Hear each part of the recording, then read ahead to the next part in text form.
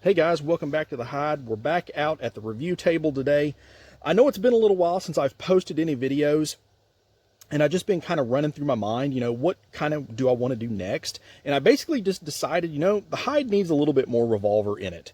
And what a better way to do that than with some 357 Magnum Smith revolvers. I mean, in my mind, it just doesn't get any better.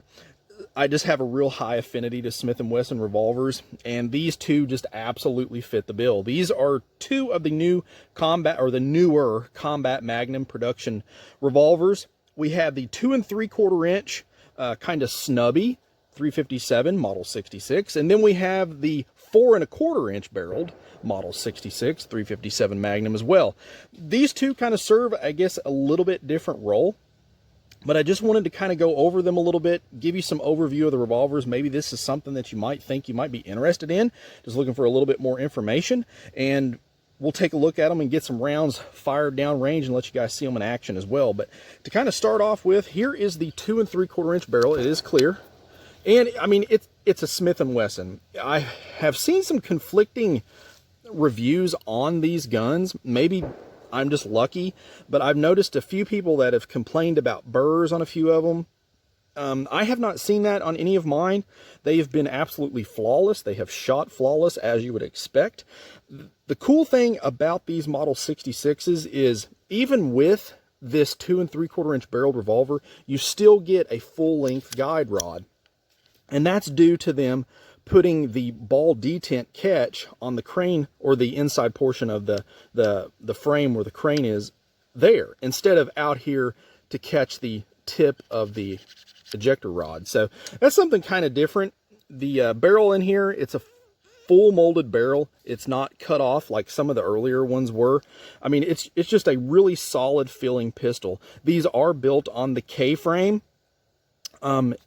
Red front blade. The one thing I kind of really I do not like the rear U-notched sights on these. I wish it was a little bit deeper. They are kind of hard to pick up if you're trying to shoot them fast, but it's nothing that you couldn't fix. The overall feel of the guns is, I mean, they are just nice. These are the grips that come with them from the factory, and this one is also clear.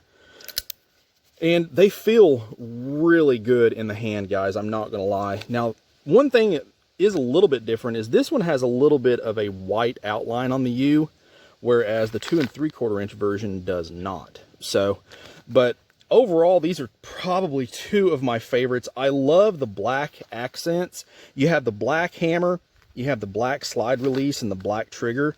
The snubby version also has a black ejector rod too, where the 4 1/4 inch barrel does not. It's stainless, so that's kind of interesting. But on the side of them, other side, you can see 357 Magnum, and then it says Combat Magnum on the barrel. I just think that is just too cool. So let's make our way over to the shooting bench. We'll throw some rounds in these and check them out in action.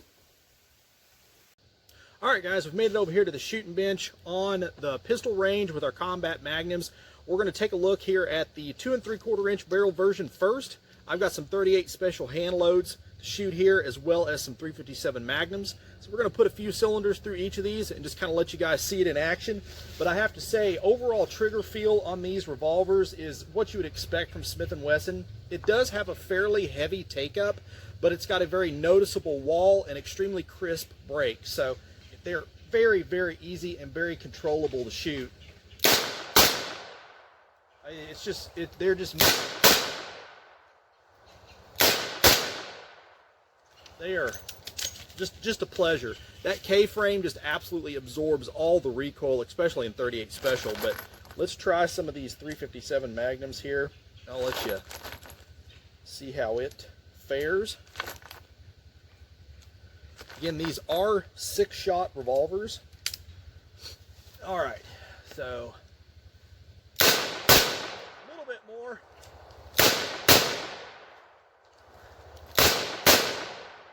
Not too bad.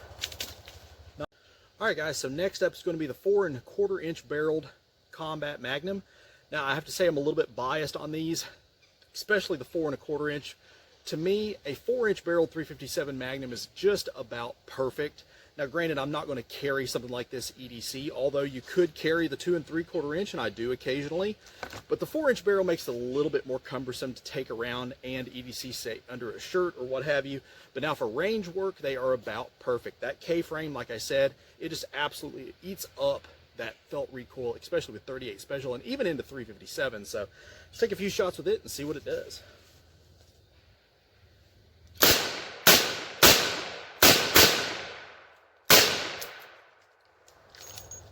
Not too bad, not too bad. Now let's see what we can do with a few 357s here. Nothing like getting out and putting a few rounds through these revolvers. They just perform really well, and it just puts a smile on your face. But here's some 357s. Definitely more noticeable, but not at all uncontrollable. So as you can see, guys, these newer production combat magnums, if you're looking for a newer school 357 Smith & Wesson, definitely take a look at these. I think you'll enjoy them. But if you got any questions, post them up below.